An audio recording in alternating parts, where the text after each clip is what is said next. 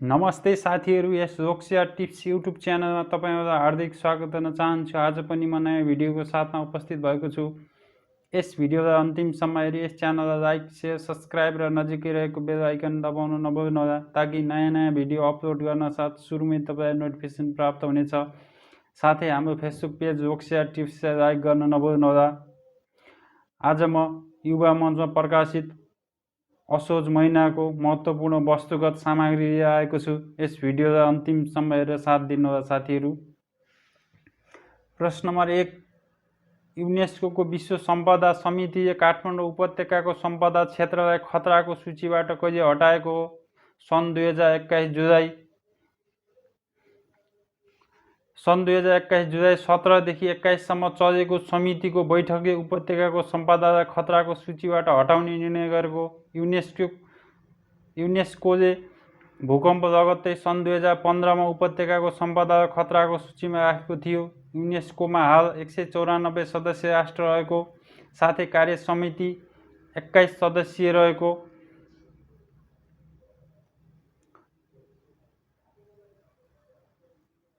त्यसैगरी प्रश्न नम्बर 2, सार्वजनिक ऋण व्यवस्थापन कार्यालयका अनुसार आर्थिक वर्ष 2077-78 को अन्त्यसम्ममा नेपालीको प्रति व्यक्ति ऋण भार कति पुगेको छ? रु 56,842 रुपियाँ पुगेको छ साथीहरू।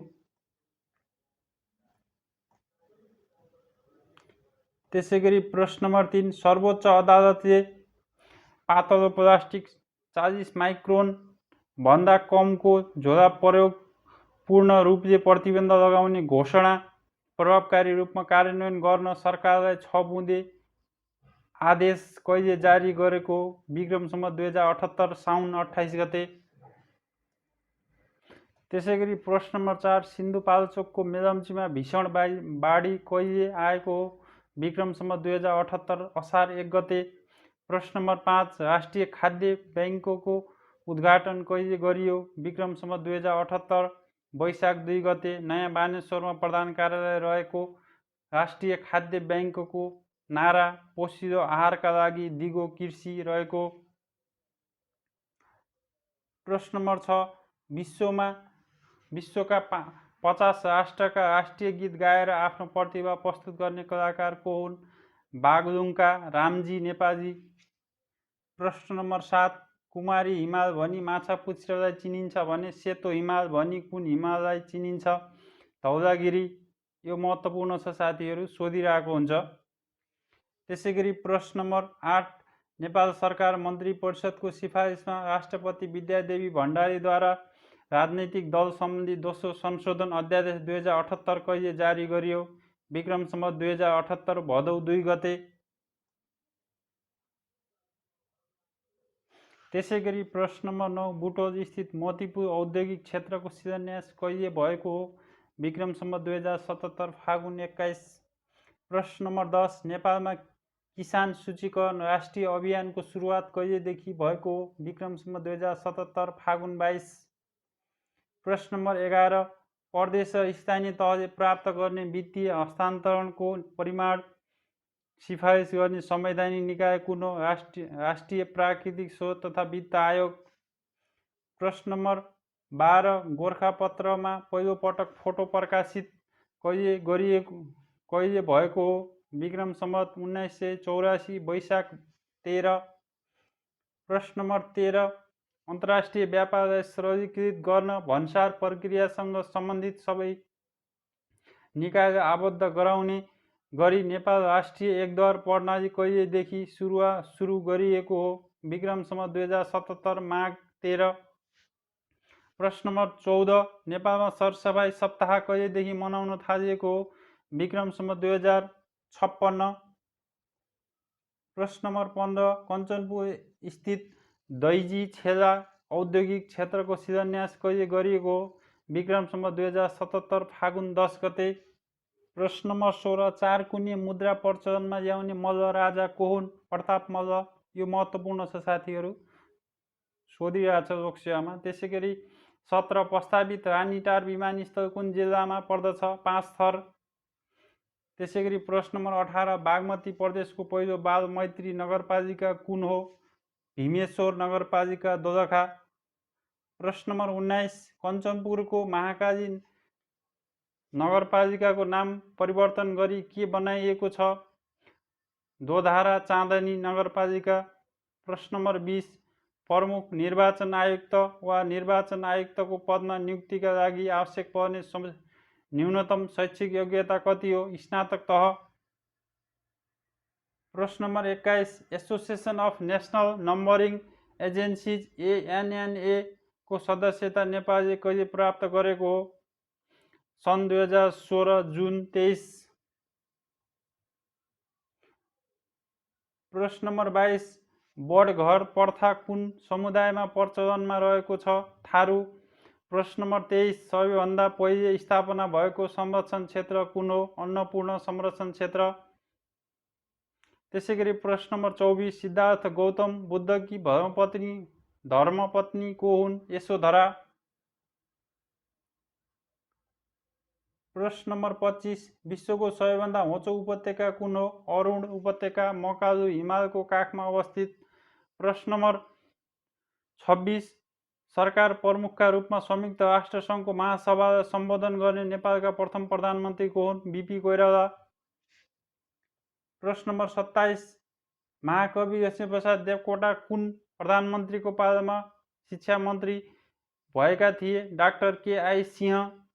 प्रश्न नम्बर 28 युनिटी जनरल कुन सुरक्षा निकायद्वारा प्रकाशित जनरल हो? नेपाली सेना। प्रश्न नम्बर 29 सैपाल हिमाल र उराई भन्ज्याङ कुन जिल्लामा रहेका छन्? बझाङ। प्रश्न नम्बर 30 राष्ट्रिय योजना आयोगले समृद्ध नेपाल सुखी नेपालीको लक्ष्य प्राप्तिका लागि समृद्ध र सुखका कति सूचक तय गरेको छ? समृद्धिको लागि 32 र सुखको लागि 23 सूचक।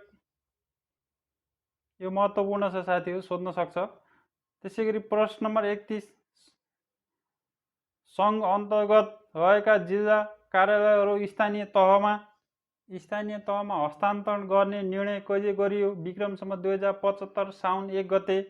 त्यसैगरी प्रश्न नम्बर 32 प्रथम नगर गान घोषणा गर्ने नगरपालिका कुन हो? तिलोत्तमा नगरपालिका रूपन्देही। प्रश्न नम्बर 33 नेपालमा इमेललाई सरकारी निकायमा कानुनी मान्यता प्रदान कहिले गरिएको हो? विक्रम सम्वत 2075 कार्तिक 26। प्रश्न नम्बर 34 राउटे समुदायलाई स्थायी परिचय पत्र प्रदान गर्न कहिलेदेखि सुरु गरिएको हो? विक्रम सम्वत 2075 असार 30 गते गुराँस गाउँपालिका दैलेखबाट सुरु गरिएको हो। त्यसैगरी प्रश्न नम्बर 35 नेपालको कुन ठाउँमा थामी सङ्ग्रहालय निर्माण गरिने भएको छ? दोलखा। दोलखाको भीमेश्वर नगरपालिका 1 सुसप्पा स्थित राङराङ थलीमा नेपालको पहिलो थामी सङ्ग्रहालय निर्माण गरिने भएको। त्यसैगरी अन्तर्राष्ट्रिय सन्दर्भ प्रश्न नम्बर 36 G7 राष्ट्रहरूको 47औं सम्मेलन कहिले सम्पन्न भएको हो? सन् 2021 जुन 11 देखि 13। प्रश्न नम्बर 37 अमेरिकी राष्ट्रपति जो बाइडेनले अफगानिस्तानमा रहेका अमेरिकी सेना सन् 2021 मे 1 बाट फिर्ता गर्ने घोषणा कहिले गरेका हुन्? सन् 2021 April 14।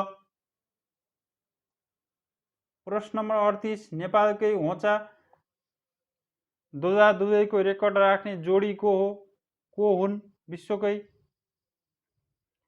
ब्राजिलका Paulo Gabriel de Silva Barros र बेलायतकी क्याट्युसिना होसिनो रहेका छन्। त्यसैगरी प्रश्न नम्बर 39 गोप्य कूटनीतिक दस्तावेज सार्वजनिक गरेर चर्चामा आएका विकिलिक्स वेबसाइटका संस्थापक जुलियस आसन्ज कुन देशका नागरिक हुन्? अस्ट्रेलिया। प्रश्न नम्बर 40 विदेशी नागरिकका लागि गोल्ड भिसा कार्ड योजना सुरुवात गर्ने देश कुन हो? UAE।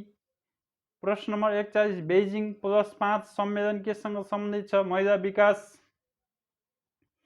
प्रश्न नम्बर 42 सबैभन्दा धेरै पटक भिटो प्रयोग गर्ने राष्ट्र कुन हो? रुस।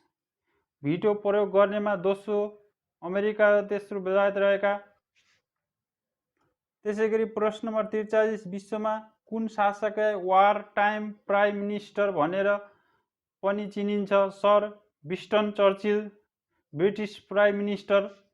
प्रश्न नम्बर 44, ला मिजरेबल नामक बृहत् उपन्यासका लेखक को हुन्? फ्रेन्च साहित्यकार भिक्टर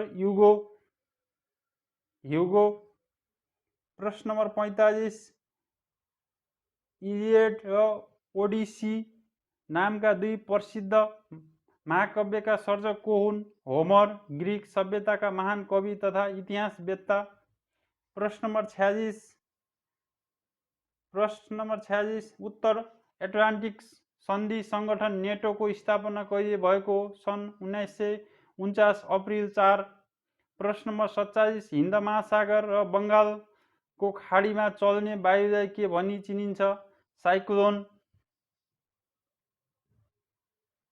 प्रश्न नम्बर 54, टोकियो ओलम्पिक अन्तर्गत पुरुषतर्फको फुटबलको स्वर्ण पदक कसले जित्यो? ब्राजिल। ब्राजिलले स्पेनलाई अतिरिक्त समयमा 2-1 ले हराएर स्वर्ण उपाधि हात पारेको ब्राजिलले सन् 2016 को रियो ओलम्पिकमा पनि फुटबलतर्फ स्वर्ण पदक जित्न सफल भएको। टोकियो ओलम्पिकमा महिला फुटबलको उपाधि क्यानाडाले जितेको। क्यानाडाले फाइनलमा स्विडेनलाई पेनाल्टी सुटआउटमा 3-2 ले हराउँदै स्वर्ण पदक हात पारेको। प्रश्न नम्बर 55, ब्लड मनी भनेको के हो? मृत्युदण्डको सजाय पाएको व्यक्तिको पक्षले पीडित पक्षलाई क्षतिपूर्ति दिई आरोपी पक्षलाई बचाउन गर्ने दुवै पक्षको हित गर्न गर्ने रकमको आदान प्रदान। प्रश्न नम्बर 56, ग्रामी अवार्ड कुन क्षेत्रसँग सम्बन्धित छ? सङ्गीत। यो अवार्ड पहिलोपटक सन् 1954 मे 4 मा प्रदान गरिएको। प्रश्न number 57, Institute for Economics and Peace IEP द्वारा सार्वजनिक ग्लोबल टेरोरिज्म इन्डेक्स 2020 अनुसार नेपाल कतिौं स्थानमा रहेको छ? 27औं। प्रश्न नम्बर 58, जलवायु परिवर्तन सम्बन्धी पेरिस सम्झौता अनुमोदन गर्ने पहिलो सार्क राष्ट्र कुन हो? मालदिभ्स। नेपालले सन् 2016 अक्टोबर 24 मा यो सम्झौता अनुमोदन गरेको। प्रश्न नम्बर 59, नेपालमै बनेको पहिलो विद्युतीय मोटरसाइकल कुन हो? यात्री। प्रश्न नम्बर 60, हरित गृह ग्यासको विश्वव्यापी उत्सर्जन मध्ये नेपालबाट कति प्रतिशत हुने गर्दछ? करिब 0.027%।